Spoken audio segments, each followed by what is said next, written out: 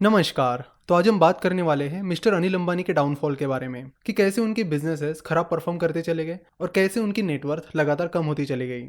2002 में मिस्टर धीरूभाई अंबानी की डेथ हुई और फिर 2005 में अनिल अंबानी और मुकेश अंबानी इन दोनों भाइयों के बीच बिजनेसेस का बंटवारा हो गया, जिसमें अनिल अंबानी को communication, power, infrastructure, financial services in जैसे बिजनेसेस मिले। वहीं मुकेश अंबानी को पेट्रोकेमिकल बिजनेस मिला, यानी रिलायंस इंडस्ट्रीज मिली। शुरुआत में तो दोनों भाइयों के बिजनेसेस काफी अच्छे चल रहे थे, लेकिन बाद में इन दोनों भाइयों के बिजनेसेस ने अलग अलग डायरेक्शन ले ली। एक का बिजनेस बहुत तेजी से आगे बढ़ा तो एक का बिजनेस बहुत तेजी से गिरने लगा। 2006 में मिस्टर अनिल अंबानी की नेटवर्थ $14.8 बिलियन थी और वो इंडिया के थर्ड रिचेस्ट पर्सन थे। वही अगर फिलहाल यानी 2019 की बात की जाए तो फिलहाल 2019 में मिस्टर अनिल अंबानी की नेटवर्थ कम होकर सिर्फ $1.7 बिलियन हो गई है। वही मिस्टर मुकेश अंबानी की नेटवर्थ फिलहाल $55.7 बिलियन हो गई है, यानी फिलहाल मिस्टर अनिल अंबानी की नेटवर्थ सिर्फ 12,000 करोड़ के करीब आ गई है। वही मिस्टर मुकेश अंबानी की नेटवर्थ फिलहाल 3,95,470 करोड़ हो गई है। जब बंटवारा हुआ तो इन दोनों भाइयों की नेटवर्थ लगभग सेम थी, लेकिन फिलहाल इन दोनों की नेटवर्थ में बहुत ही ड्रास्टिक डिफरेंस है। चलो तो क्विकली देख लेते हैं कि वो कौन कौन से रीजंस है जिनकी वजह से मिस्टर अनिल अंबानी के बिजनेसेस को डाउनफॉल का सामना करना पड़ा।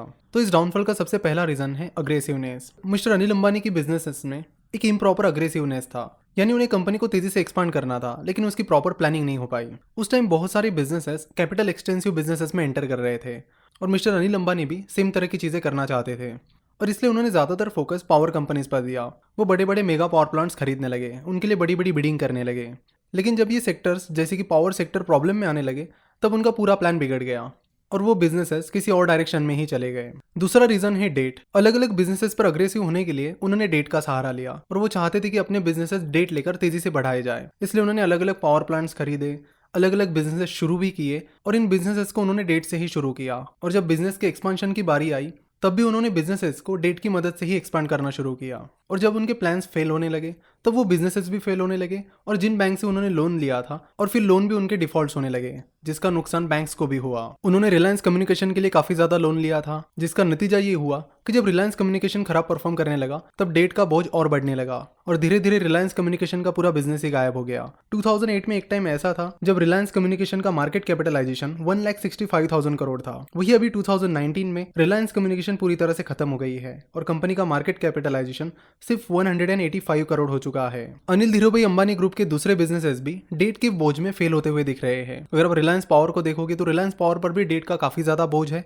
और इस बोझ के चलते वो भी बंद होने की कगार पर है। सेम हालत उनके ग्रुप की और भी कंपनीज की है। सिर्फ बैंक का ही डेट नहीं बल्कि कई सारी कंपनीज का पैसा भी उनकी कंपनीज ने नहीं चुकाया था। अगर रिलायंस कम्युनिकेशन की बात की जाए तो रिलायंस कम्युनिकेशन ने इरिक्सन का कुछ पैसा नहीं चुकाया था, जिसके बाद में कोर्ट ने मिस्टर अनिल अंबानी को कुछ ही स्पेसिफिक पीरियड में वो पैसा इरिक्सन को देने के लिए कहा था और अगर वो पैसा इरिक्सन को नहीं देते हैं तो कोर्ट के मिस्टर अनिल अंबानी को अरेस्ट करने के ऑर्डर्स थे।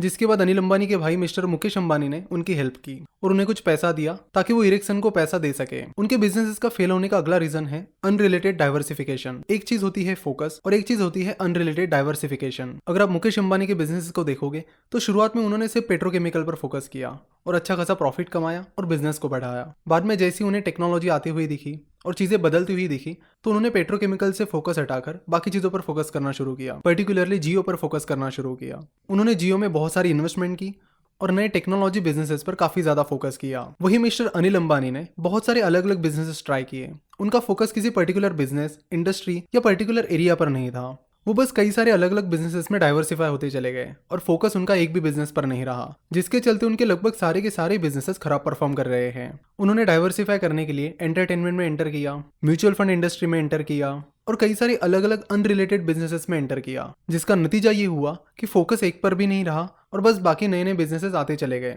और फोकस की कमी की वजह से कोई भी बिजनेस परफेक्ट नहीं बन पाया। तो मिस्टर अनिल अंबानी के फेलियर के 3 मेन रीजंस रहे हैं: इम्प्रॉपर अग्रेसिवनेस, ज्यादा डेट और अनरिलेटेड डाइवर्सिफिकेशन। बिजनेसेस में अग्रेसिवनेस अच्छी बात है, लेकिन एक प्रॉपर प्लानिंग के साथ वो होनी चाहिए।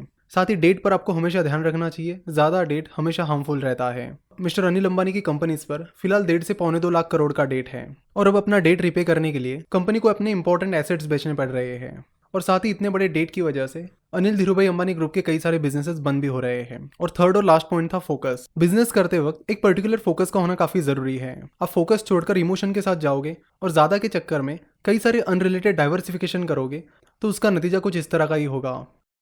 आज हमारी दिवाली ऑफर का लास्ट डे है, तो आज रात 12 बजे से पहले आप हमारी सारी ऑफर्स का जरूर फायदा लें। वीडियो देखने के लिए और हमसे जुड़े रहने के लिए आपका बहुत बहुत धन्यवाद।